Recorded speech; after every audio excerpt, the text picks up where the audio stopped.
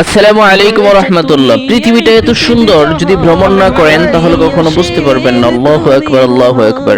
আজকে আমরা ভ্রমণ করতে গিয়েছিলাম কিশোরগঞ্জ নিকলি হাওর। আসলে দেখলাম এত সুন্দর পরিবেশ, এত সুন্দর জায়গা, আমি মনোমুগ্ধ হয়ে গেছি এবং কি আলহামদুলিল্লাহ বলতে বাধ্য হয়েছি। আলহামদুলিল্লাহ, দেখেন আল্লাহ তাআলার কুদরত, কি পরিমাণ পানি এখানে, অসংখ্য পানি। মানে যেদিকেই তাকাবেন শুধু পানি আর পানি, পানি আর পানি, পানি আর পানি।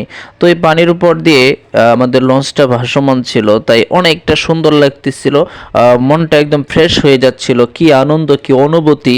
এগুলি দেখে মনে হচ্ছে যে জান্নাত কত সুন্দর হইতে পারে। সুবহানাল্লাহ। এই জন্য বলি, বেশি বেশি করে ইবাদত করেন, ইনশাআল্লাহ জান্নাতেও এইভাবে আরামে ঘুরতে পারবেন। মনোরম পরিবেশ, কি সুন্দর পরিবেশ! তখন তো অনেকে ছবি উঠাইতেছে, আমি কিছু গজল টজল গাইতেছিলাম।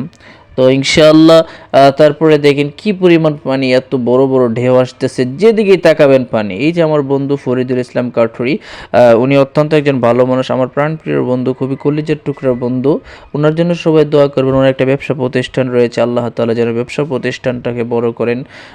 এবং দেখেন এই যে কত বড় বড় ঢেউ আসতেছে, কিন্তু এই ছেলেরা কখনো ভয় পাচ্ছে না যে ছবি ওঠাচ্ছে, কেউ ভিডিও করতেছে। আসলে এত সুন্দর দৃশ্য, মনোরম পরিবেশ দেখে মানে সবাই মুগ্ধ হয়ে গেছে। তো আমরা নিকলি হাওরে গিয়েছিলাম। আমার মসজিদের যে কমিটিবৃন্দ ছিল, মসজিদের কমিটিবৃন্দ ছিল, ওনারাও সাথে গিয়েছিল, বিশেষ করে উজ্জ্বল ভাই, রাশেদুল ভাই, জুয়েল ভাই, তো আরও অনেকেই ছিলাম। তো আলহামদুলিল্লাহ, ওনাদের আখলাক, ব্যবহার, উলামায়ে কেরামদের সম্মান অনেক অনেক। ওনাদের জন্য মন থেকে দোয়া করি, আল্লাহ তাআলা ওনাদেরকে আরও অনেক উচ্চ মাকাম দান করুন কবর এবং হাসরে।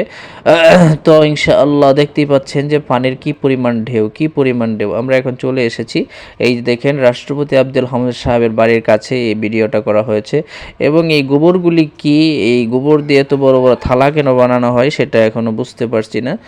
তো এখানে এই যে আব্দুল হামিদ সাহেবের বাড়ির পাশে একটি বিমান রয়েছে, যুদ্ধ বিমান। তারপরে দেখে গেছেন আমরা ওই আবার একটা হাওরে চলে গিয়েছি। ওখান থেকে উঠে যাওয়ার পরে দেখেন একটা ছোট্ট ছেলে, বয়স 12-13 বছর হবে, এই ছেলেটাই নৌকাটা গন্ডল করতেছে। তো ইনশাল্লাহ তখন আমরা আরেকটি হাওয়া পার্কে চলে গিয়েছি। ওইখান থেকে কিছু আইসক্রিমের দাম কেনাকাটা হলো।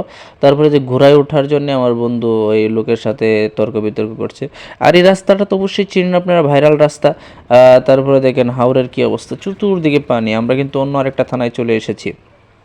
তারপরে যে ঘোড়া দিয়েও কিছু দৌড়াদৌড়ি হলো।